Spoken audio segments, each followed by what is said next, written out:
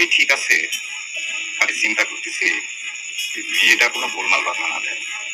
আরে গোলমাল তো বাধাই আছে, সে নিজে যদি ঠিক থাকতো তাহলে তো কোনো কথাই ছিল না। নিজের ঘর ঠিক রাখতে না পারলে কেরাম ঠিক রাখা যাবে না। তুমি মেয়ে কোনোদিনও কামের সময় কোনো কেরামতি দেখাতে পারলে না। ইস, এখন যদি মেয়েরা বাগে আনা তাতি পারতো, কি করবো কন? ইস, কি মন্ত্র যে তারা বশ করেছে সেটা যদি একবার জানা যেত। বিষয়টা হইতেছে কি তালা চাবির মতো, এক তালা চাবি দিয়ে অন্য তালা খোলা যায় না। তালি পরে তালা দেওয়া ঘরে চোররা ঢোকে কিভাবে?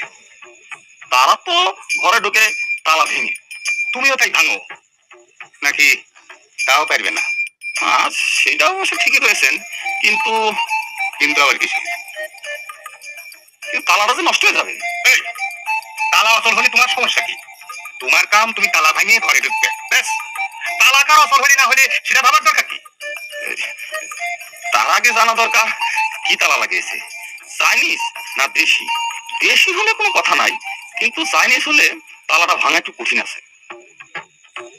কেরামতিতেও কি দেশি চাইনিজ জাপানি এসব আছে নাকি? আছে না। আরে আমার গুদান বাবা হইতেছে দেশে কেরামতি, আর নিবাই চরণের কেরামতি হইতেছে বিদেশি, মেড ইন হিন্দুস্তান, কামরূপ কামাখ্যা। কোনটা ভালো? ভালো তো আমার গুদান বাবা।